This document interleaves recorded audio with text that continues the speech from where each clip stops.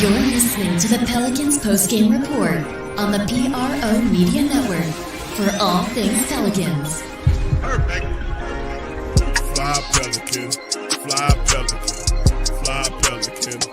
And I tell them that birds of a feather flock together. Fly down, I'm a Pelican forever.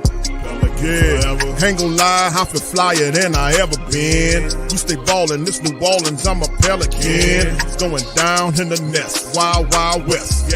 Come in town and you best, show us some respect.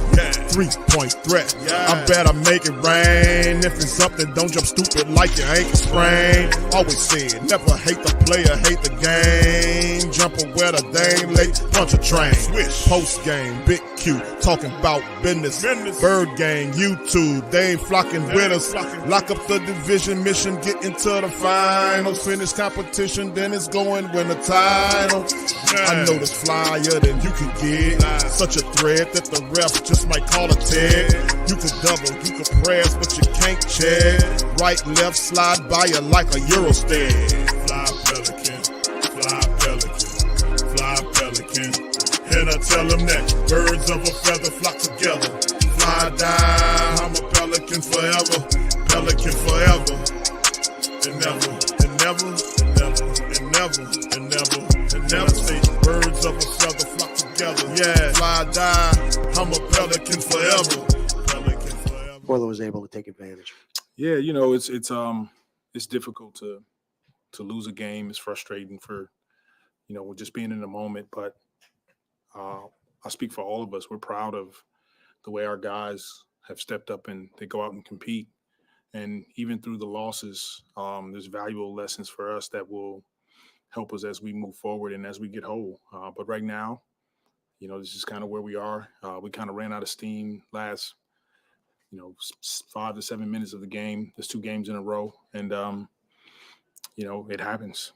How difficult is it to have guys out there who literally have not played with each other, much less practiced, and they're out there trying to win games down the stretch? It's the NBA, it's difficult and there's some challenges, but I think all we can ask our guys to do is go out and give us their best. And I feel like they did that. And, they're going to make some mistakes, and that's a part of the game, and we'll grow and learn from it and then try to be better as we move forward. What do you like about what Brandon Boston is doing right now? I love that he's aggressive. He's assertive. He's putting his stamp on every game, and he's carving out an opportunity for himself. Was Zion at the game tonight? No, he was not at the game. It was doctor's orders, because of, the hamstring quad. So we kept him at home tonight. And which consistently, for the past few years, you guys have been able to churn out, quality guys with the two-way spot. How important is that, just a roster building, to be able to develop young guys with those spots and find ways to fill in where you can? It's extremely important, those 3 roster spots now that, you have injuries happen or guys are out for some reason. Those guys can come in and fill a spot, and we're seeing it. We're seeing Brandon Boston, we're seeing Trey Jemison, Jalen Noel. We're seeing guys that can step on the floor and get things done. And it's really good for, young guys like that to continue to get on the floor. They'll make some mistakes, play through it, and then, it'll pay off in the long run. With the amount of trapping they were doing on BI, pick and roll situations, there were a few times where Eve was able to play in that short roller role, having to see the court make the right pass. How important is that in his development, kind of taking that next step, being able to make those decisions, make those passes, and take advantage when teams are trapping your ball handlers? It's extremely important for Eves to figure it out, and he'll do that.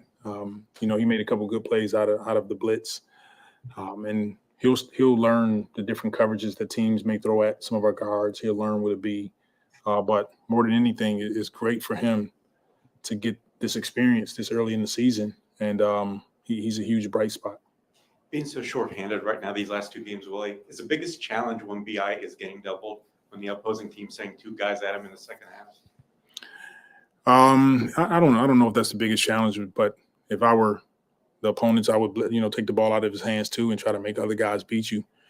Now it's on those guys to just continue to trust in their work. They're open, shoot it, drive it, swing it to a teammate. And although B.I. did a good job of, handling the blitz, we'll make some mistakes, but we'll have tomorrow off and then a practice day to try to clean up some things. Brandon Boston was a top recruit coming out of high school. Everyone knew he could kind of put the ball on the floor, score. Just what are you seeing from him on the defensive end? He seems to have generated turnovers, gotten blocks and whatnot. What are you seeing from him on the defensive end? I see his hunger to prove to everybody that, he belongs in this league. And we're grateful to be able to be the team that can give him an opportunity. We don't like the circumstances, always with guys being out, but, there's some good that'll come out of this. And the circumstances have kind of pushed him to run point guard from time to time. Mm-hmm. And did you know coming in that he'd be capable of doing? Well, I think we all knew that he was a hooper, and what that means is you can put him at point guard, you can put him at two guard, wherever you need to put him, and he figures out how to get things done on the floor. And defensively, he's in the right spots. He's guarding guys. He's contesting shots. He's rebounding. He's really playing well. For Misi tonight, just not a lot of field goals generated for him, and obviously that's going to be some time a work in progress over the course of his career. Is there something the team needs to do to perhaps maybe get him more looks just to kind of occupy the defense so they don't totally ignore him, or is it also more on him to kind of spring himself open with the timing thing? Yeah, I think we, as a coaching staff, we'll continue to, learn, grow, and show him areas that he'll have opportunities to score, areas in the pocket where he can go up and finish or make plays for his teammates. And I think that's just a learning curve for a young player like Eves. But we'll definitely continue to watch film with him, and we believe throughout the course of this season he'll continue to get better. All right, thank you.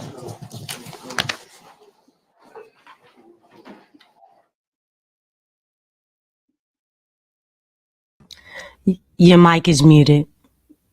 All right. Thank you, Lex. Mm-hmm. Shout out to the fam, man, for all things Pelicans. You're now tuned into the Pelican post-game report. We up in this thing. Appreciate y'all for being up late with us here. The Pelicans run out of gas 118-100 to the Blazers here, man. So the Pelicans dropped this is the second one in a row. 2 in a row here, and we are of course Zion Williamson missed the game. You heard Willie what he said, and we'll kind of flash back to whoever will be on the press conference once we get there. So shout out to y'all for being in the stream. Man, 118-100. At one point we were in this game, man. I'm kind of looking at it, man. At one point, we were being competitive, and then we just fell off a cliff. I didn't like that ugly Sasquatch bastard referee. Every time we get this guy, we always have problems with the officiating. I didn't like a lot of the calls in the game. Are you talking about brothers? Yeah, he ain't nobody. He ain't my damn brothers. So I mean, always have problems with that guy, man. Always have problems with that guy officiating the Pelicans. He belongs on Sesame Street, monster. Right? Yeah, that's bitch is a Sasquatch monster, man, with them damn there. Like Oscar the Grouch boy, the Cookie Monster. Like. Okay. He belong in a trash can on Sesame Street. Brothers, aka Shrek. Okay. His refereeing definitely belong in the trash. But anyway. But you know what happened, Q, when you said they stopped playing and didn't really have that passion. They wasn't playing with joy. They stopped playing with joy. DC, we're gonna start the broadcast off being sarcastic with the joy stuff, brother. For real, bro. When Willie did the press conference, did he come out? He said, I think we're on the right track. The guys were playing with joy. Did I miss that part? He didn't say that tonight. That's why we lost. There was no conviction in his voice.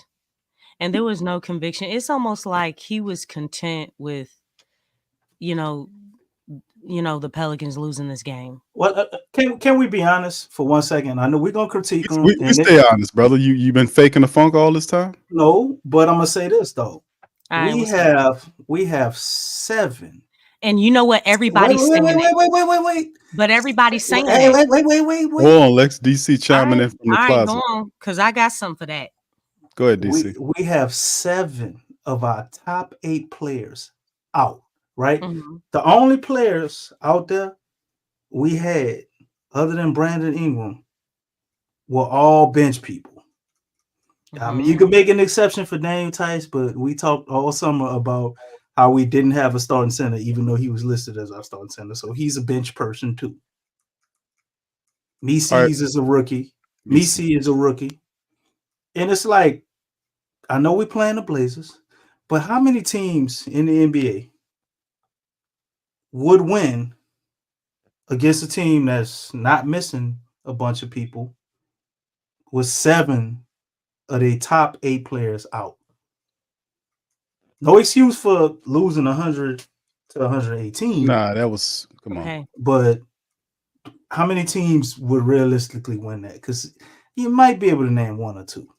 All right, so DC, what's the reason? What's your thought process on why the Pelicans failed tonight? You're saying because of the injury amount? That's what's going on? No, we still could have won this game, even with the injury amounts. When you watch this game, if you go back and look at it, the Pels were in a good flow in the first half of the game. And then halftime happened, and we all knew what was going to happen coming out of halftime, right? We seen all our losses this year. We knew they will come out and they're going to put pressure on BI and start denying them the ball, blitzing them and everything. And that's exactly what they did. And for the, third something game in a row, the Pelicans still don't have an answer for that. Brandon Boston helped a lot, but wasn't the answer. The other coach made adjustments, and we went out there and we didn't. That's why we lost. Same story, different game. And you made No, you DC on that kinda one made a pitch. point that contradicted everything that you said, because even though that did happen, that they made adjustments, you're telling me that you can't make adjustments? No, You we don't can have any counterpunch? we can make adjustments, but I'm just saying we were missing 7 of our top 8 guys. It's not But likely the that Pelicans you're were gonna in the win that game. Did game. we watch the same game? The Pelicans were in the game until the last 6 minutes. They were in the game, but I mean, I can't act like I And didn't it see ended this up being a team. blowout. I can't act like this team didn't drop 40 points from their bench, and we had one guy basically that probably scored half of that. I can't act like I ain't see that. I can't act like the Pelicans cannot find any points in the paint. Okay, so for clarity, what's the reason, in your opinion, why the Pelicans lost? Undermanned is one reason, as well as they were outcoached as usual. Undermanned first and out. So if we had a better coach tonight, So that's we giving could have him had an a better excuse for why chance to he win can't this coach game. well. Huh? That's why that order that you gave is giving him an excuse. Oh hell no, on Lex! I why he ain't could giving no not coach. excuse. If we had a No, better I'm coach, saying no. When you're saying he's undermanned, yeah, we get that. You've been undermanned for a while, but you're telling me you he played. wasn't undermanned when he had Zion and Hulk. I can't give him a pass, even though we was missing 4. I ain't giving no pass for that. I mean, But 7, that still like is not an excuse Oh, on why that's not hard for a Hall of Fame hold, coach. hold on, Lex. I want to hear from you. Hold on. Let DC finish his thought. DC, Marley said I'm pulling a Mickey Loomis. I got to get my gum. now just put your rum punch down and finish breaking down your point so Lex can break down. Let me see here. I was ready for this question. Let me see. What? Well, nah, man. DC on that rum punch. Well, you had to hit a Mickey Loomis interview. That's how you opened it up. Like, so we got a GM for the Saints who came and told us the coach that they just fired was on a level with a bunch of Hall of Fame NFL coaches, and he chewed gum and smacked vigorously while he was telling us that. But anyway, after I saw Hulk wasn't playing, man, I didn't expect the Pels to win this game.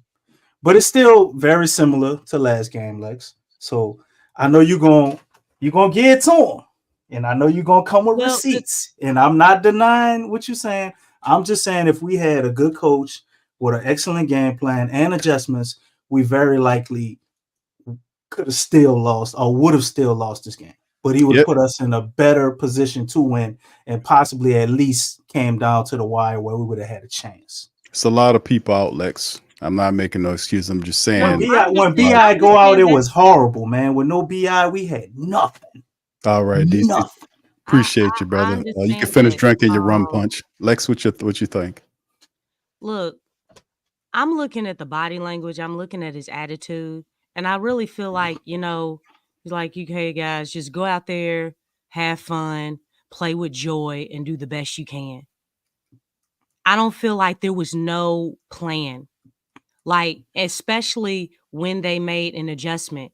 I don't know if you all noticed this, but they went into a zone when Yeah, every Brandon time went out BI there. went out. They went into a zone. You're Mhm. telling me you don't know how to attack a zone. I've dealt with zones. I'm looking at this in a lens of a coach because I am one. And Mhm. so when I see a zone, that stuff is laughable to me because I know how to break that sucker down. So when I'm looking at a coach, a professional coach who has absolutely, you don't know where to place guys to attack a zone, the most vulnerable spot in a zone. I just taught this on the night. I had practice with my middle school boys. I had practice with them. And we practice on attacking a zone and how to play a zone. I told them how to defend it and how the vulnerable spots of a zone so they can understand how to defend it.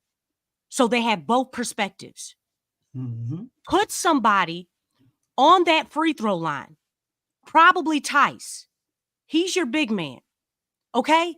And then it's about cutting. Have somebody run the baseline. This stuff is not hard.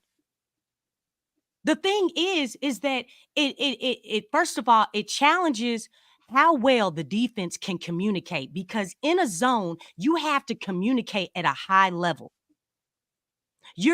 So the thing is, if somebody's hitting that middle, which would probably be Tice, you're talking about two guys coming at you. Everything has to be quick, okay? It's about ball movement and cutting. You can do this without even the ball touching the ground. These are basic things that you learn in middle school, in high school, in college. And you're telling me at the pro level that you can't do this. Tonight, they were calling the stuff on Klingon. You can't stay in the lane for 3 seconds. That's a 3-second defensive violation. I need you all to understand the rules. Okay? Mhm. All right? I'm breaking this down like these are things at the pro level. If I know this, I'm teaching middle schoolers. You're telling me that somebody who's making millions playing at the pro level doesn't know this? I'm sorry. I'm not giving a pass. I'm not giving a pass. There are ways that and the basic things that you can do to win a game. And let me tell you something. The energy that I have just from being on the sidelines, you best believe that I'm going to transfer that energy in my players. I'm not just going to be calm, cool, and collected and be like, go out there, have fun, guys. We're not trying to win. Really?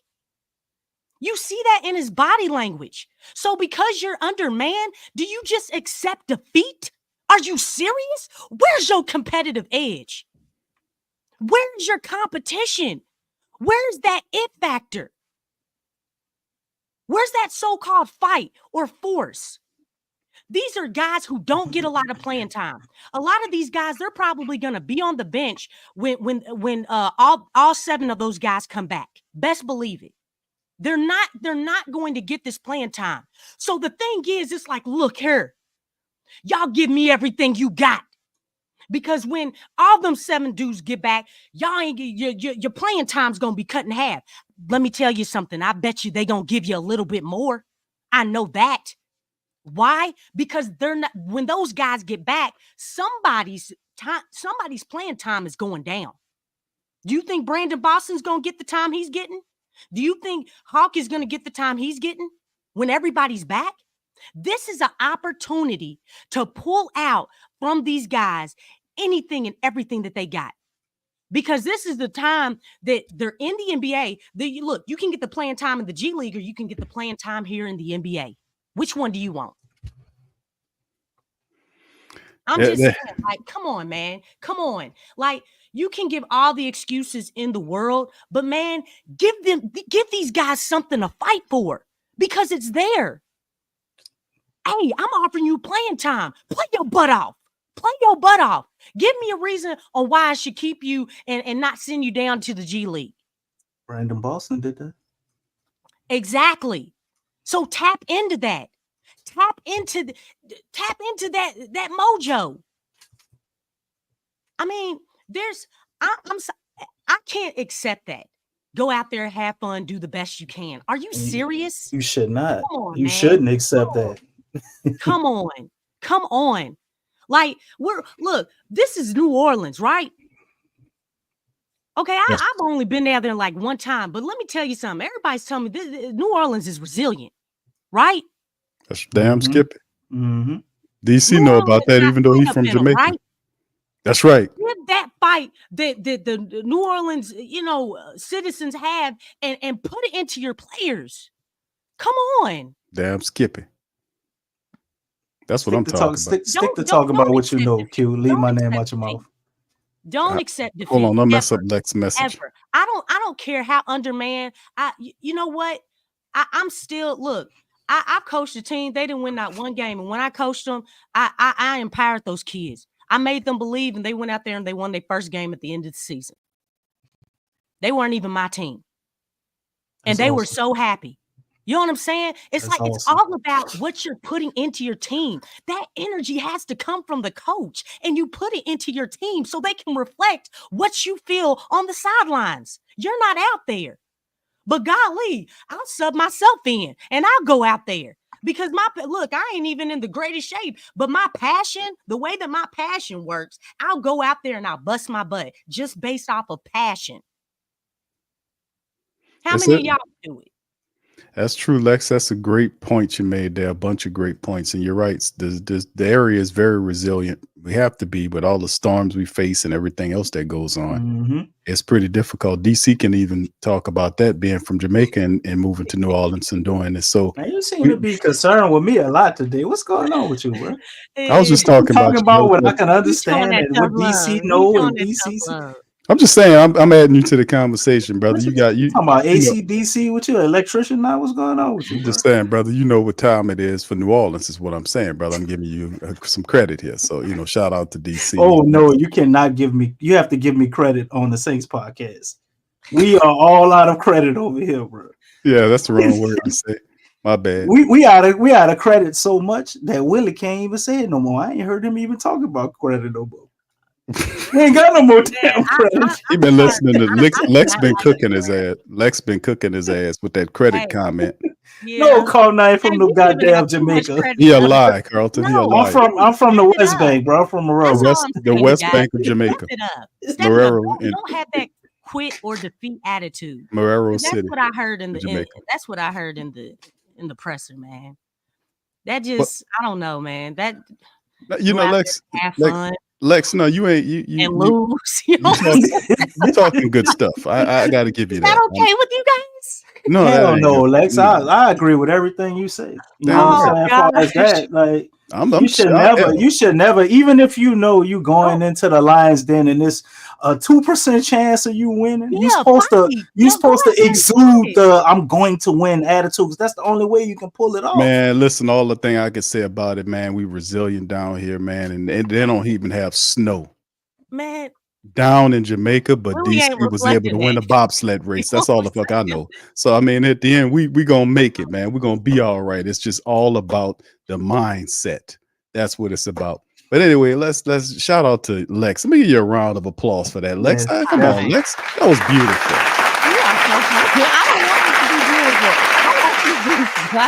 Yeah, Q. Don't give her a round of applause, bro. You might need to put something else up. You want to be violent. No, round of applause is sufficient. That's too happy. That's too much like joy to Lex, man. That's not. But she's right on that. Willie Green needs to. His. You need to give her. We don't have a talk girl, huh? Yeah, we got to find a talk girl. Okay. Give her. DC, okay. DC, listen. It's okay, man. Talk girl. Okay. Talk boy. Okay. That was pretty good, DC, but you were so funny. Oh my god. But yeah, that was well said, Lex. But that's true though. Willie Green's coaching style is soft. I gotta tell you the truth. It's too soft for this team. It could be the reason why the team is not as tough as we wanted because the coach's mindset dominates the team. His verbiage is non. Is I ain't gonna say his verbiage is too gentle. And he needs more aggressive. He needs more aggressive verbiage. No doubt about it, man. Willie Green's supposed to be from the Detroit area, man. Even though he went to Detroit Mercy, he really literally took that into his mindset. He was definitely waving that mercy flag. Yeah, man. We can't be having all that. He needs to toughen up, man. They didn't have to. I'm a little disappointed in you, Q.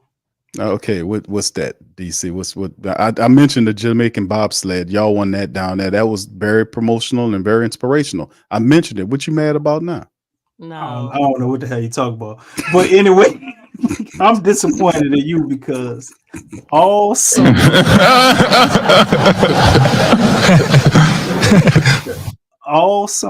as me and Lex tried to talk some sense into you. No, hold on now. You was big Q Joy Boy fan. No. You was up here. Willie Green was your dog, and it's like, man, Willie Green. Willie Green. It's like Game 7, bro, and I don't hear none of that no more. DC, no, bro. Listen, bro, because it's not about that, brother. I'm saying the truth, bro. I'm telling you the truth. I appreciate that. You lied to us all summer, but I appreciate you telling us the truth. Lied to you, brother. Who did he lie to? It's only a lie if you believe it. That's the curious lie. Who's DC talking about? I don't know what DC.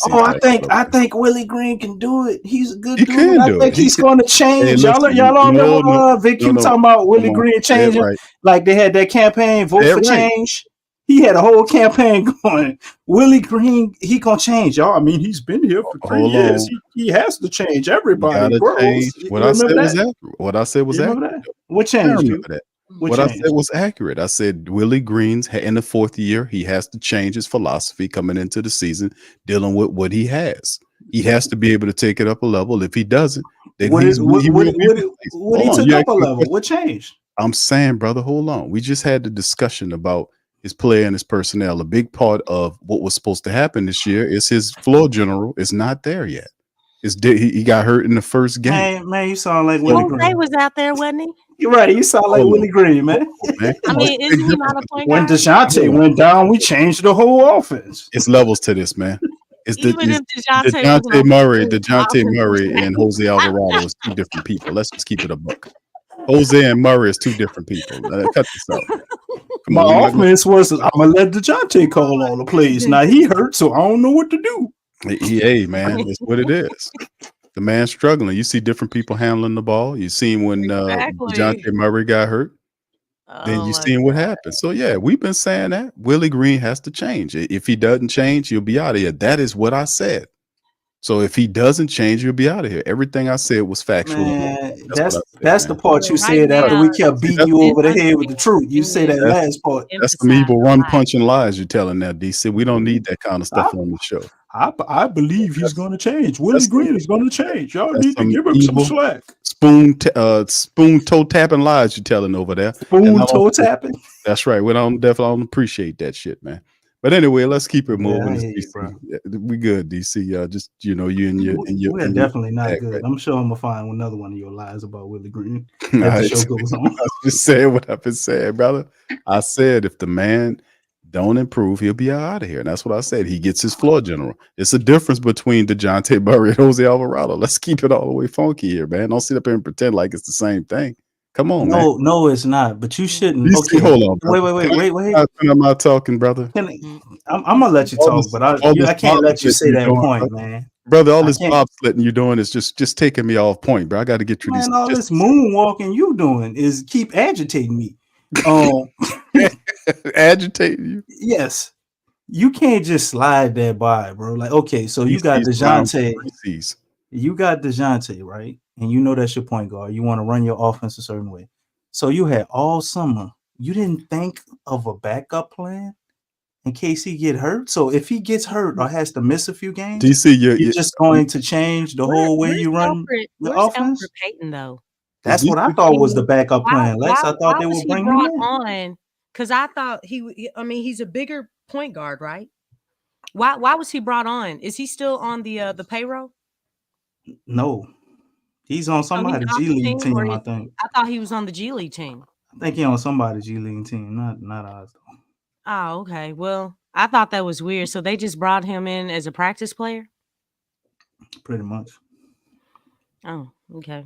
I thought he was still I thought he was, playing for the G League team.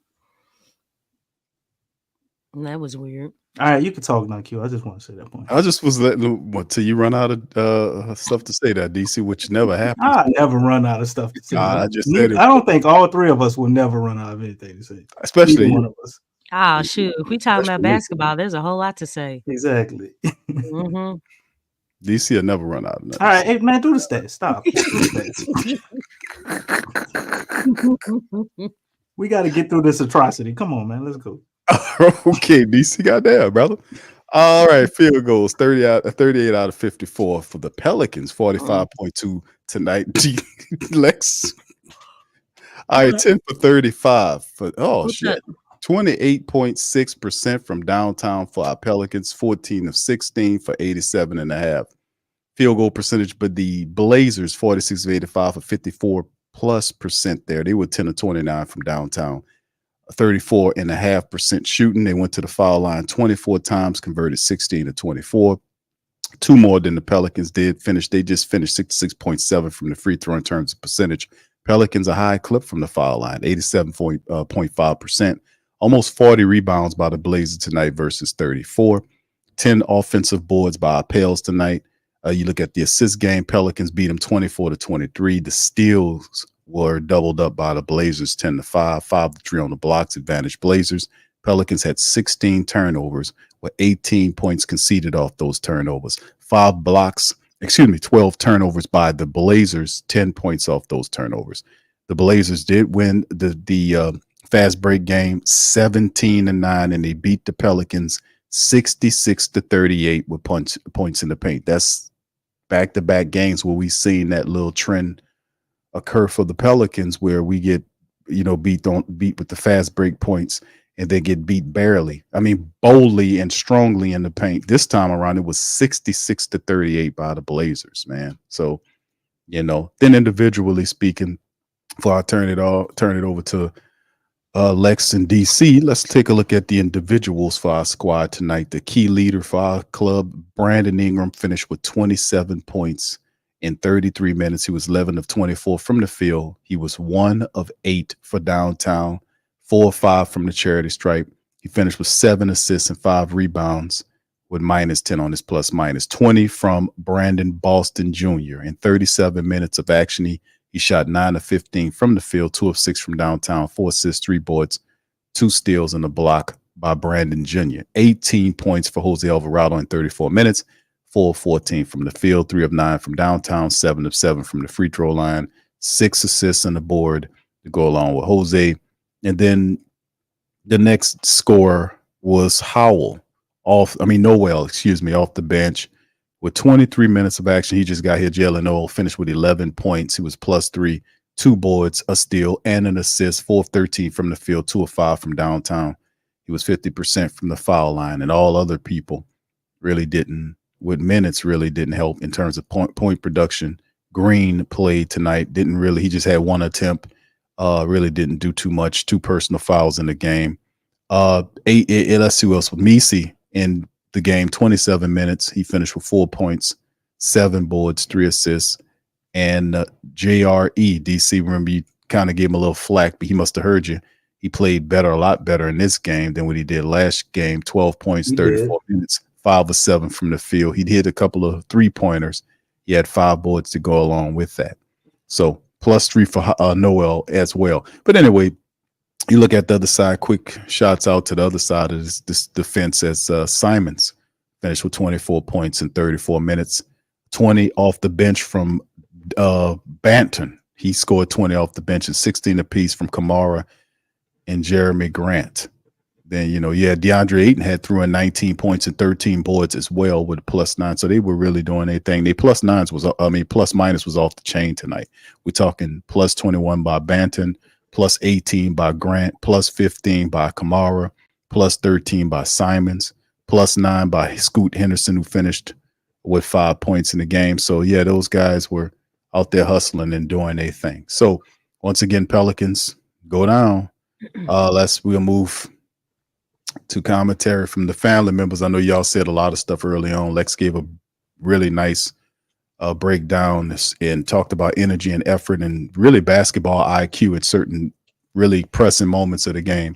I'm going to go to the very talkative DC. DC, you want to add anything over to accentuate yourself about these statistics that you heard me say, brother? Oh, wow. that was a lot of extra on that. Okay. I built a bridge for you, brother. Yeah, you built a hell of a bridge, man. There you go. But you know, only you can. Sit back and only drink you can. while you talk about it. Go ahead. Only you can build a bridge out of plantain stems and bamboo tree leaves. You know, DC using this heritage. Go ahead, DC. Go ahead, brother. But anyway, looking at this, man, I'm looking at the box score more than the stats, and I'm like, okay, who we have on our bench? So we had Kane, who got 12 minutes, Green, who got 17 minutes, Noel, who, man, he ain't never see a shot. He ain't like, I get it. Somebody had to try to score. You got to make a name for yourself, bro. Right. He had 23 minutes. Reeves had 2 minutes. I'm like, God damn. But you know who would have been real nice to have? Matt Ryan. You know, Lex notified me earlier that he signed a contract with the Knicks. Man, it would have been amazing to have some type of shooting. I'm looking at these people on the bench, and I'm like, yeah, this makes total sense. Yeah, Brandon Ingram sit down, you know. You got Brandon Boston, familiar with the offense, with the whole situation. He's been here, you know, a year and a half almost. Right? Yeah. Oh man, we could have really used him. Yeah. You know, but Noel, he didn't know the nah, he didn't know the offense or whatever concepts Willie claims he instills in the team. So that really jumps out to me, man. And it's like, I understand why everything goes to crap, but this is still a testament to Willie Green, because we always, for the last 3 years, I know we have a defensive coach, but we go defense over everything. And I was watching an interview from Brandon Ingram before last game, and he was talking about, you know, the fact that, yeah, you know, well, when we have lineups where ain't no shooters, the defense is just going to put 2 people on me at all times, and, you know, we pass the ball and got no offense. It's really difficult to be out there with no shooters. And when I look at this lineup, man, it just make me think about that. But on a positive note, because I know it was really bad watching this game, but I was really encouraged by what I saw from Brandon Boston.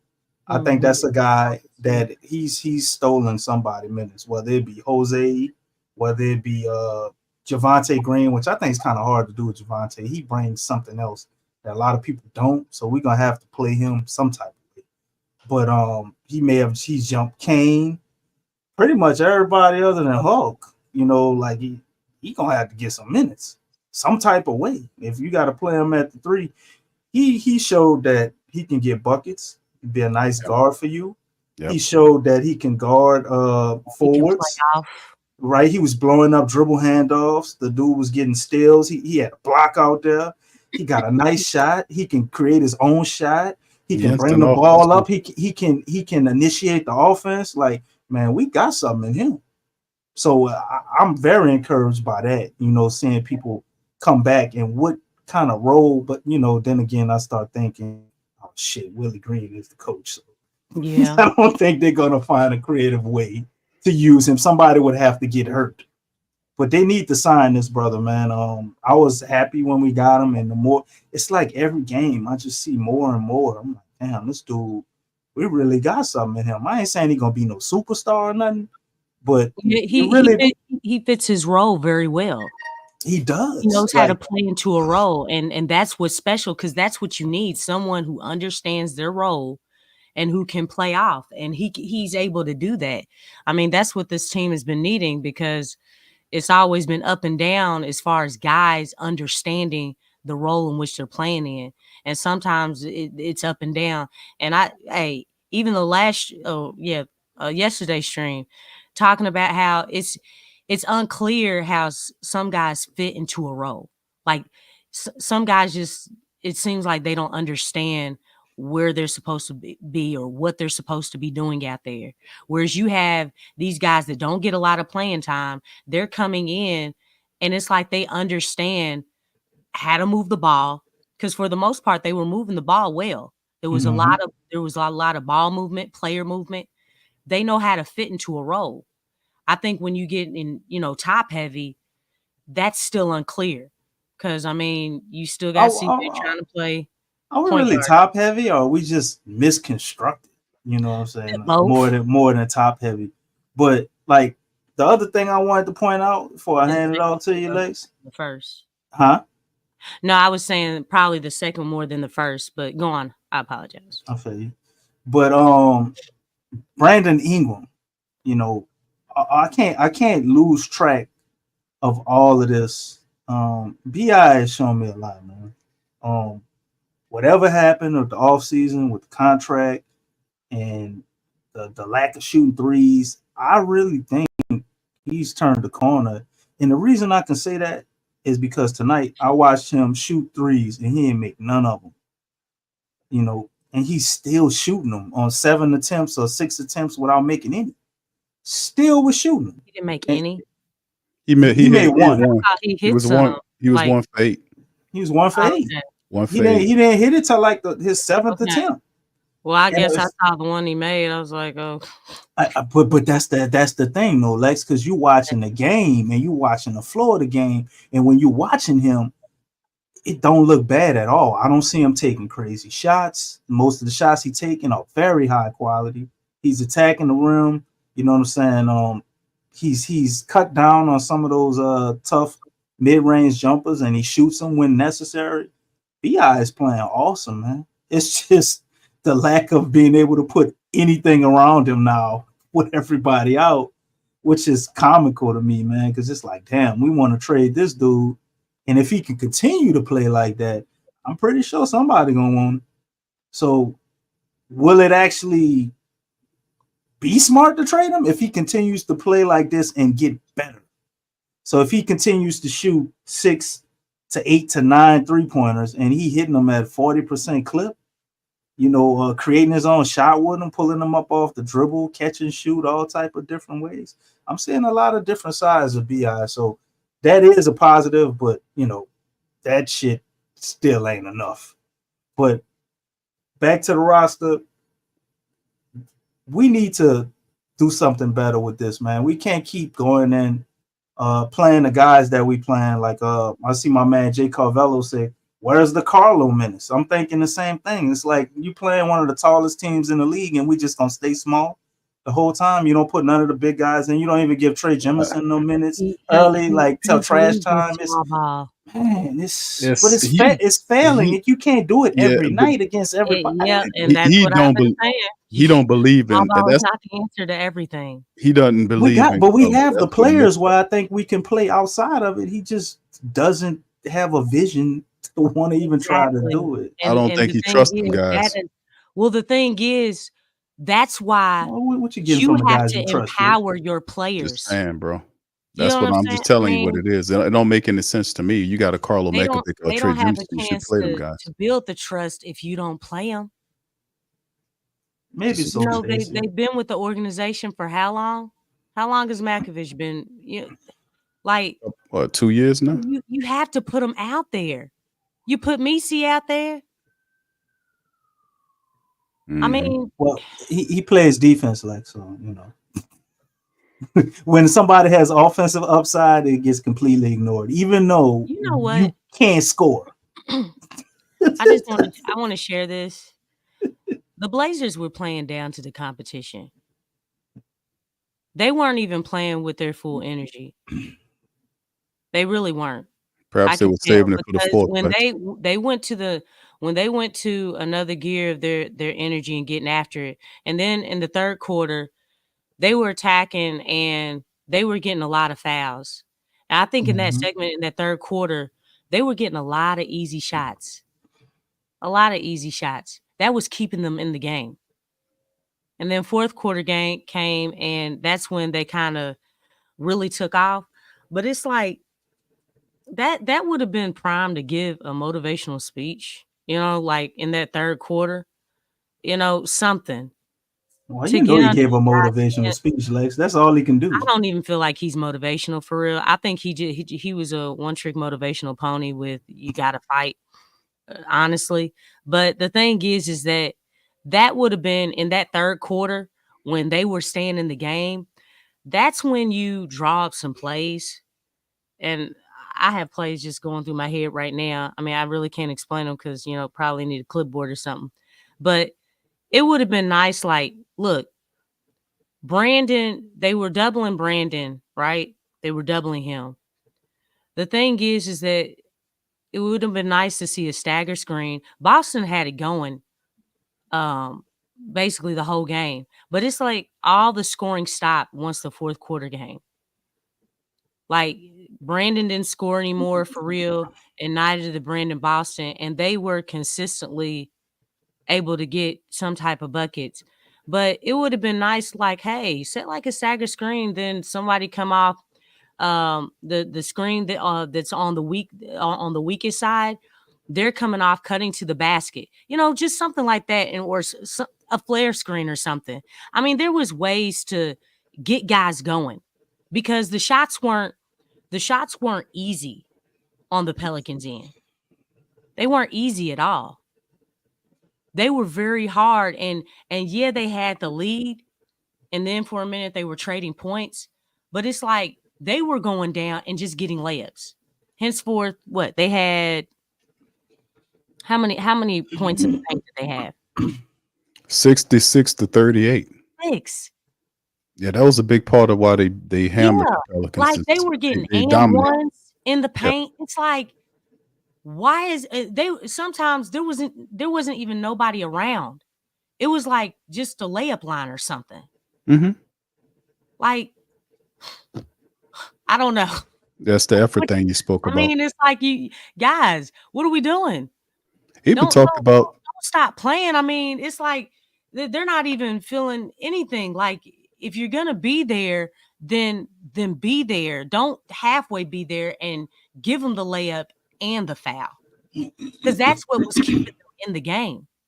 Well, I mean, no, Lex, you're right. I mean, they beat the Pelicans there. They beat them 66-38 in points in paint, and they beat them in fast break points. They beat them 7-8, 7-9 with the fast break. So it's an effort game. Right. It's an effort game. It's an effort thing. And like you talk about, they scored 39 points in the fourth quarter, held the Pelicans to 18. That's when you had the breakout of the score there, and then they kind of ran away with it. Getting out of this game, moving to the next game, which is this matchup here. Look, that matchup predictor it keeps getting smaller for the Pelicans. Man, it should be like 90%. Damn. Especially for gambling purposes, DC. Well, especially when you got Zion being the medical staff told him he has to stay home. It was doctor's orders. Hey man, I'm sorry. I don't know. You know what? This stuff is weird. So wait, hold up. There's something wrong with how they deal with him. Does his hamstring have COVID or an illness? Or some type of virus. That's crazy. Something more is going on at the hot here. The doctor's orders to stay at home. They lying. They lying. Well, what's the worst strain? Well, let me look up something while y'all talking. He's day to day again. I remember this saga happened before. Zion was day to day and then wound up missing the whole season. Yeah, I mean, I don't think that's what's gonna happen this time. But this is very, very, very weird. Because they lying. That's just like, look, they announced like 2 hours before that he was questionable. Like, they don't do that to nobody else. Why didn't y'all tell us that the day before? Well, I mean, they kind of did it to Hulk. they got us with hope.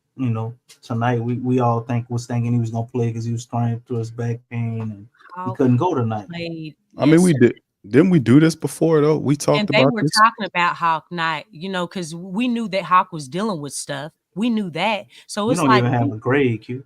Yeah, I mean, but the thing is, we can put the pieces together. They said it was a hamstring issue. They didn't say it, but these are the hamstring grades too. it was A it was hamstring injury. it was hamstring tightness. They said it was tightness. Yeah, they said tightness. That's why he's questionable. He's day to day. So let's just say He it's does not have a grade hamstring one. strain. He has hamstring tightness, meaning it's almost prepping for a strain, but the strain is not there yet.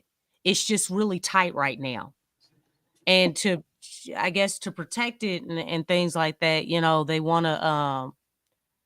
they want to make sure that it doesn't get to the point where it is a strain, because once it's a strain, then that means you have the same situation as Trey Murphy. Trey Murphy actually has a hamstring strain. Jacob says that. Then they said it was a quad. Yeah, that's what Willie said. That again, that's something that we just heard about just now. That's why I'm like, So it's a quad or is it a hamstring? yeah, Like, Willie Could slipped. it be both? Willie slipped up. So let's say he has a But they quad didn't say nothing contusion. about It's a probably a quad. contusion and a slight hamstring strain or tightness. What's the timeline on a grade one hamstring strain? What, that's 2 weeks? Well, grade one is mild pain, slight tenderness. It doesn't tell you. Let me see. Grade one indicates a mild strain with minimal pain and little to no function loss. Grade two indicates partial tear with moderate pain, swelling, some loss of function. Grade three refers to complete muscle tear. So the timelines on them, I have to kind of dig up and see what the timelines on them. Hold on. Let me see. Recovery time.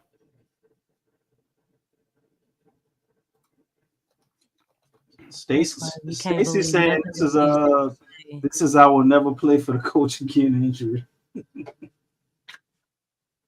Man, we don't know. It's saying grade one, a mild muscle pull or strain that usually heals in a few days. Symptoms include discomfort in lower back, upper thigh. I don't believe that, man. Grade two is a partial muscle tear that takes a couple of weeks to heal. Then he just had a great game.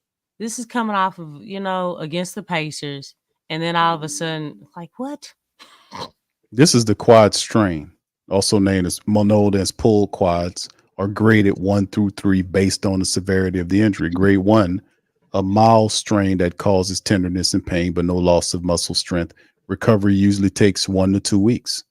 Grade 2, a moderate strain that causes moderate pain, swelling, bruising, and some loss of strength. Recovery usually takes several weeks. Grade 3, a severe strain that causes intense pain, swelling, bruising, and complete loss of strength. Recovery time takes several months. Quad strains can occur when muscle fibers are overstretched or torn due to sudden movements or excessive force. Treatment depends on the grade of the strain, but may include resting the muscle, using crutches, gentle range of motion exercises, and isometric exercises. You should seek further medical advice if you have a grade 3 strain or if your symptoms don't improve. So that's the timeline on some of the things that we're hearing. So I go with possible 2. It's got to be a 2 to 1. So that makes sense with the data. Several weeks, DC. You talking about that's weeks on the 2? Then you talking about huh? It could be, but how many more games do we have at home? Because then this would explain the secrecy. Because maybe they're gonna keep trying to sell the bill as Zion is probably gonna play. It's probably gonna play so they can keep that's just tickets. not right. That's gotta be. That's you only got one more that's game. What the lie's about. You only got one more game at home right now, and that's Cleveland on they're gonna Wednesday. keep lying. Now watch this. If he Then you go on play the road. on Wednesday, we're gonna hear more clarity on his injury after Wednesday. If he doesn't play Wednesday, when they go on the road. Okay. Zion hasn't been progressing well in his day-to-day, so we demoted him to deactive for the next few whatever. I'm confused on doctor's orders on a daggone hamstring tightness. Well, if you look at the grade I mean, 2, you're they're not saying you gotta ice it every 30 minutes or something like that.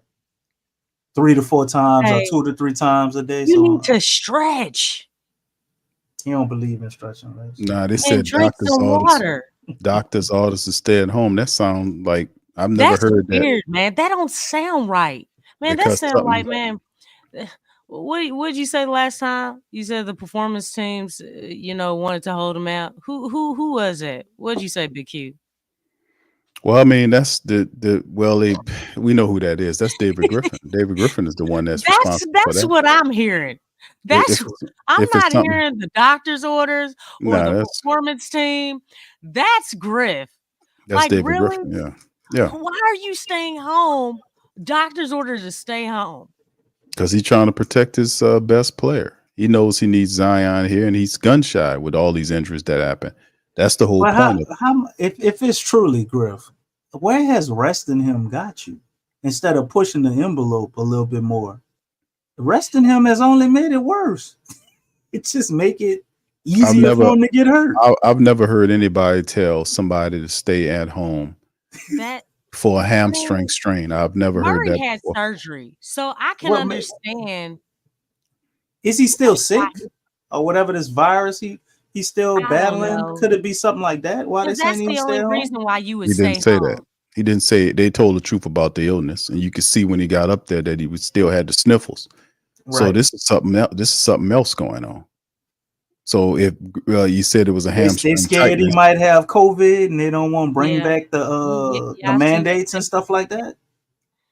He said it when he told that lie, and he's supposed to be a man of faith too. Damn, Willie's starting to lie, boy. Tough times. Huh?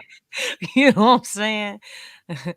Golly. That's the one thing I used to hold him to. I was like, man, Willie, a lot of things. He ain't a liar. That's about to change. No, he works for the organization. I mean, if they ask him, he gotta tell them what Griff told him to say, because they all being coached. Even Bryson Graham's being coached. I'm a piggyback off of Griff. I haven't heard a damn thing from him since he got in the last couple of weeks. I haven't heard That's because he's piggybacking. He's piggybacking off of Griff. That's that guy. That guy is obviously. That guy obviously. That guy. Every time he opened up his mouth, he was piggybacking off of Griff. Let's kind of move. Let's span forward. We got a Cleveland Cavalier club we got to take care of on Wednesday. The Cavs are 8-0. They're 4-0 on the road. This is probably the best team in the NBA playing right now. It's the Cavs. They look really good. OKC. Pelican, that's true too. OKC's looking pretty good too. We'd love to see once them two teams meet up what kind of ball that is. But Pelicans 3-5, they 2-2 at home. We got a lot of people missing, and I don't think some of these guys. We'll see what's happening with Hawkins, and I don't think Zion will be there. I don't know what's going on with that. So Pelicans is going to have. What happened to Trey Murphy? Trey Murphy is not. Does he just not exist anymore? No, they ramped him up, but they still got to look at. Right, he on a ramp up. He got to ramp up for a month. Nah, he is. He still got his levels to it. Out for a month, y'all. I'm gonna just let y'all know. He's ramping up. When you say 2 to 3 or 2 to 4 weeks, okay, there's 4 weeks in a month, and then you conditioning. They're not just gonna go out there play. They're not gonna do that. I know that, but I mean, it should only take you maybe a couple of weeks to ramp up. It take you another month to ramp up. They want to be sure that he's healthy, maybe. If it's Zion Williamson, it does. I don't think that happens for all these other guys. Well, I mean, he seems to be on the Zion Williamson like trajectory, because when we looked at the timeline of him getting hurt, it was like 2 to 4 weeks, and it put him to actually, if you went off the 2 to 4 week timeline, he could have been able to start opening day. Then they came out. No, they had to ramp up. Right, they got to do the ramp up. So, and that's 2 weeks. The evaluation in 2 weeks. So what was the date on the 2 weeks? Like when did they get? I don't remember. I think we're over the 2 weeks, if I'm not mistaken. You'd be either right at it or I think we're over the 2 weeks, and it's quiet. You might hear something for him coming up sometimes this week, bro. I mean, but like a lot a lot of the big guns, we're not going to hear from these guys. So a lot, the Brandon Bostons and the Jamal Canes and the Javante Greens, they're going to have to step up. The Jalen Noels and what Nowels, whatever the guy's name is. It ain't gonna happen because they put in positions to not succeed offensively, so they're not gonna step up that much. I mean, they just didn't finish the game tonight. I mean, they were out there scrappy doing their thing and were competitive in the game. They just didn't finish the game, you know. And Willie went to the press conference and talked about, you know, all this type of stuff. Even the commentators were saying that the Pelicans, and I seen that they kind of fell off the cliff toward the back end of the game. But you can't say like Portland pushed their ass off. Portland held them to 18 and then stepped on them, took the game from them. So regardless, and I'm with Lex on this, regardless of what you got to play your ass off, man. Regardless if you're shorthanded or not, you can't concede to win. What's the purpose? Mm-hmm. So with that being said, let's talk about the Cavs before we close out the stream. What do you guys see happening here with Cleveland and the Pelicans? What is this, Wednesday night? Mm-hmm.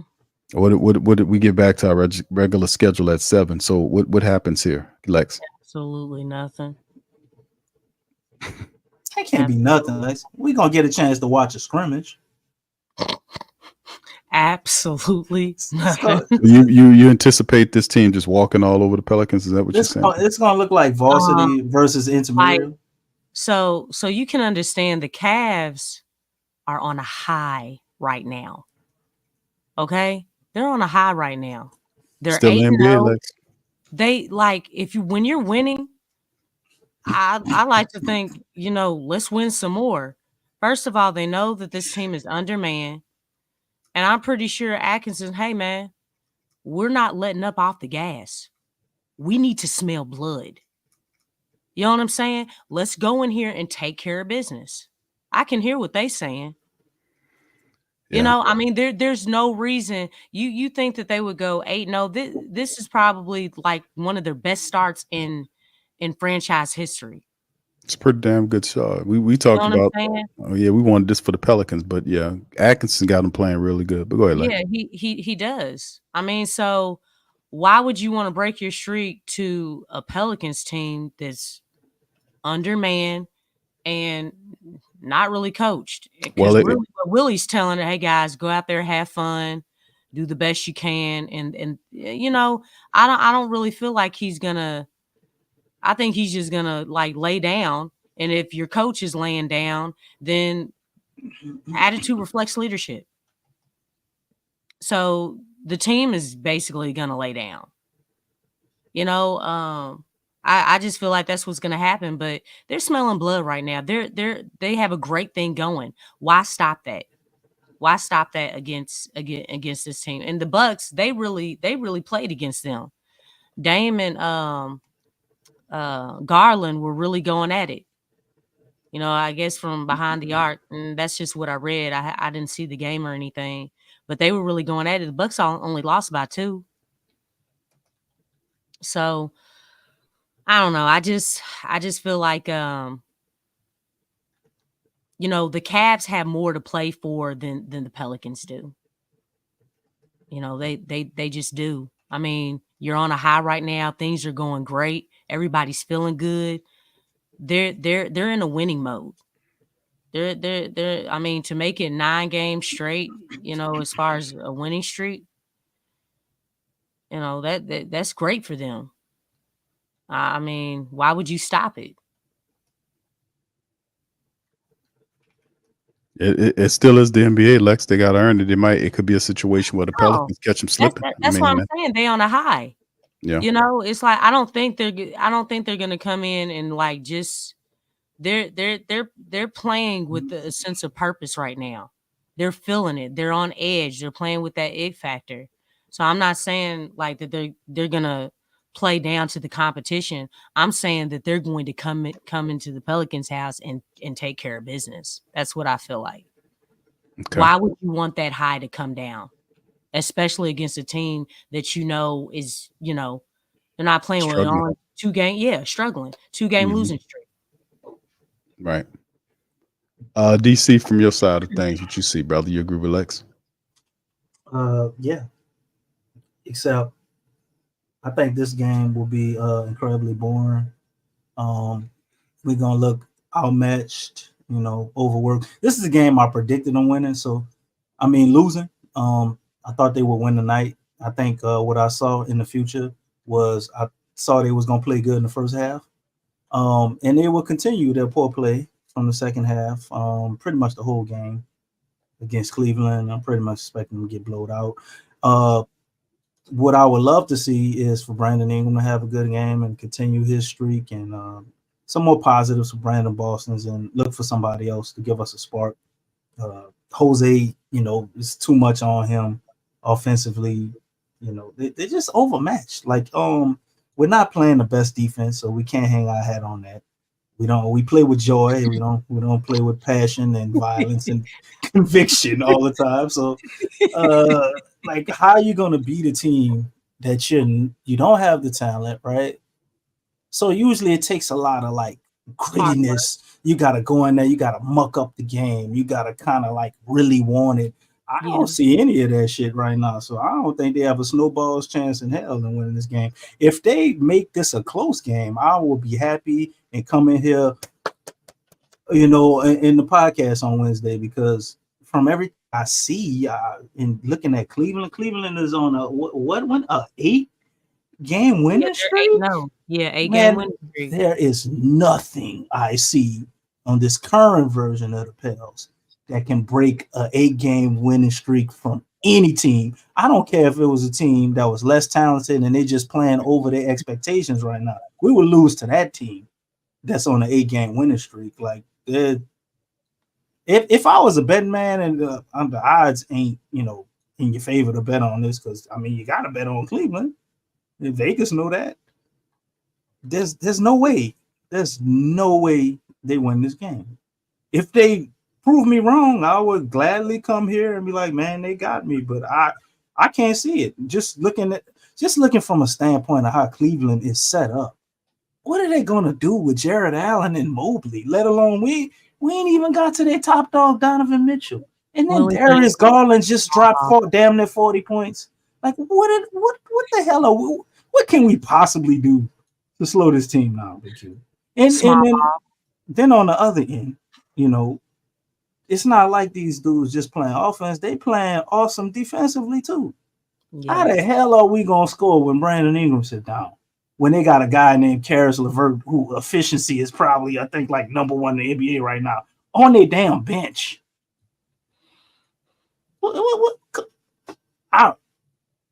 It don't even make sense. You ain't got to pull up no stats. We ain't got to worry about if Hawk come back or not. Hawk ain't enough. We need our starting 7. We need them dudes back. That's what it would take. We need at least 5 of them. That's what it would take to beat this Cleveland team, man, or to make it a game. So I don't see it. I hope Brandon Ingram is completely delusional and don't believe nothing I'm saying. And he go out there and drop a 40, 50-point game, and that's what I hope. But me being realistic, I don't believe that shit. Well, if they do anything, because basically what they did tonight is similar to what who they played the night before. It eluded me. Atlanta. Huh? Atlanta. Yeah, Atlanta. They're definitely in that second half. I can see them doubling him. Mm-hmm. And again, the thing is that the coaching staff should know that. Like, hey, if you know that these guys are going to be out, you got to know that by now, right? Should. They're going to double him in the second half. They're going to turn it up a notch. Okay, they're gonna play. Hey, let's get off to a good start. Get off with solid energy. In the second half, you're gonna see the changes. They're gonna switch it up. They're gonna get aggressive on defense. So if you know this, like, have a counter. 2 teams have already done it. That's if it's the same guys, and even if Hawk does come back, just have some type of an answer. That's all I'm saying. It's like, look, now this team is definitely more talented than this Pelicans team that we have now. That's clear. But all I'm saying is that don't ever, I don't care how much more talented a team is. I'm sorry, and this just might be a me thing. Don't ever just accept defeat. Like, go out there and play with a lot of effort. That's something that you can't measure. That's something that no one can take away from you. Give yourself a chance, and come up with the game plan. Look, we know that in the second half, they're going to double on Brandon, so we got to be prepared for that. You know that from the other two teams. We got to start learning and then take what we learned and apply it to the next game. You know what I'm saying? If that's something that's happened twice in a row. Mhm. But I just, I don't care, if the other team is more talented. Hey man, don't go out there and be no pushover. Is that what we're accepting? I mean, that's just unacceptable. Go out there and make them feel you. You'd be surprised what can come out of a person that doesn't have as much talent as the opponent team. You'd be surprised, but you won't know unless you pull that out of them. So, I mean, look, it may be they pretty sure that, this is not going to turn out to a win, but what I'm looking for is, look, don't go out there defeated. Don't go out there defeated. Don't do that. Don't already accept, okay, just go out there, have fun, and do the best you can. Don't, come on.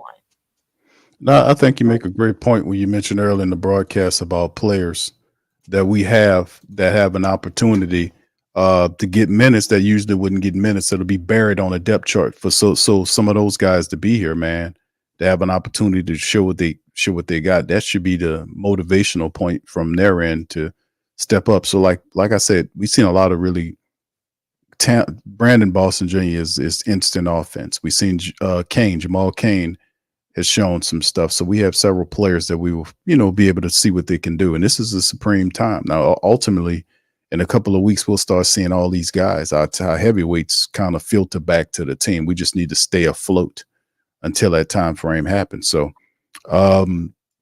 we'll see what happens, man. We'll be back here Wednesday night, man. The scoreboard will be up on, I think it was a little late tonight. We know what's going to happen, man. If the game is close, Willie will find a way to snatch defeat from the jaws of victory. Okay. We know that. Okay, thank you, DC. Appreciate that. And that was a history moment from the Jamaican bobsled team. This is a Cavaliers win. This is pretty much an open and shut case. Okay, thank you, DC, for stealing all of the motivational energy and the potentiality of the following game out of the hands of the Pelicans. Thank you for being an agent of the Cleveland Cavaliers, sir. Thank you. All right. So with that being said, we'll get ready. You are DC, welcome. Please. DC, please, DC. Hey, as what get about ready the to close song, the Big Q? I'm sorry? What about the song? What song is that? DC in the dreads. Oh, hell up. You falling for this bullshit too? That ain't me. I'm right here. Well, you can record your videos and stuff. You know that, DC. Record video. What are you talking about? You record videos and post them on IG. I see. I'm not even that visual of a person. Look at this dude, man. DC, don't be hating on that, man. I'm not hating on him. I think he got 4 toes. Q. How many toes he got now? The man got 5 toes, bro. I mean, sure? 5. Yes. Hey. He got spoons at the Yes. That's spoons? So I thought that was an extra long toe. The spoons. Yeah. Ooh. Oh, yeah. Oh. His head don't nap enough. Yeah. Shout out to DC, man. Get it. That man got 4 toes, bro. He got 4 toes. That's spoons going down there, bro. He Man, got spoons. He got 4 toes, man. All right. Shout out to DC always bringing us some energy today. Thank you, DC. Yeah. Appreciate you, man. Much love to brother DC. Let's give him a Why, round of why applause. is guitar not one color? Shout out to DC, man. Always bringing some happiness after he threw that bomb down and he came back and kind of made us all happy. So I shout out gave to a bunch DC. of cliche insults at the end of the show. All right. So, It ain't happening enough, Slim. with that being said, we're gonna get on out of here, man. We'll be Yeah. back Wednesday. Hey. We'll be back Wednesday night. Yeah, go ahead, Lex. What you saying? Yeah. For those that can and will, get out and go vote, especially locally. The local part is probably more important than the other part, but both That's of them true. are Real important talk. for real. The local, because all that state and senate and all that stuff, they play a major part in denying whatever what they doing at the top. I don't got the words for it, but get out there. Shout out to Stacy for bringing that up. All right. So with that being said, man, we're gonna get on out of here. I appreciate y'all for tuning in the chat. Do me a service. Please feel free to hit the like button and the share button. If wherever you go, take the show with you, share it on your social media and groups, wherever. That helped the Pelican Post Game Report out. We appreciate y'all for doing that. And we will be back with the live scoreboard on time for Wednesday and the PPR final Ain't proceeding. this one game where you ain't gonna need the scoreboard. Q. All right. Thank you, DC, for that. Much love. Appreciate all y'all. We're going to holler at y'all on the next show. Much love. Oh, press the like button. Go Pels, man. Peace. You're listening to the Pelicans postgame report on the PRO Media Network for all things Pelicans. Perfect. Fly Pelican, fly Pelican, fly Pelican. And I tell them that. Birds of a feather flock together. Fly down, I'm a Pelican forever. Pelican forever. Ain't gon' lie, I feel flyer than I ever been. We stay ballin', this New Orleans, I'm a Pelican. It's going down in the nest, wild, wild west. Come in town and you best show us some respect. 3-point threat, I better make it rain. If it's up, then don't jump stupid like your ankle sprain. Always said, never hate the player, hate the game. Jumper where the dame late, punch a train. Post game, Big Q, talking about business. Bird gang, YouTube, they ain't flocking with us. Lock up the division mission, get into the finals. Finish competition, then it's going win the title.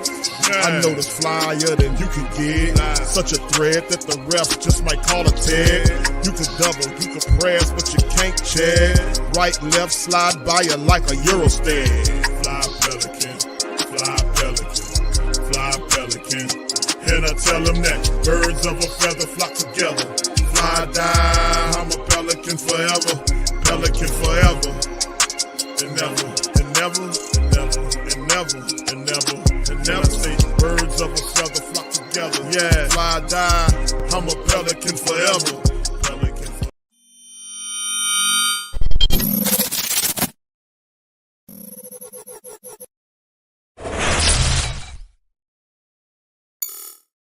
TheWhoThatDaily.com. That's right, TheWhoThatDaily.com. Your one-stop shop for everything New Orleans Saints, New Orleans Pelicans, LSU Tigers, even the top flight boxing news. So if you're a Who That and you're looking for a place to stay up on your team, TheWhoThatDaily.com is your site. TheWhoThatDaily.com for the sport Who That in all of us. That's right, the Pro Shop is the platform store where you can go and buy all the latest merch to support the platform. Available at the Pro Shops, we have dozens of hundreds of products available for you and your family. Unisex tees for men and women, hoodies and sweatshirts, tank tops, kids and baby items, long sleeve tees, mugs, pillows, wall art, bath bedding, face masks, phone cases, stickers, bags, fanny packs, socks, hats, and many other items. Please feel free to check out the Pro Shops. The link is in the description section below. And remember, it helps the platform continue to grow. Check out the Pro Shop and Who That.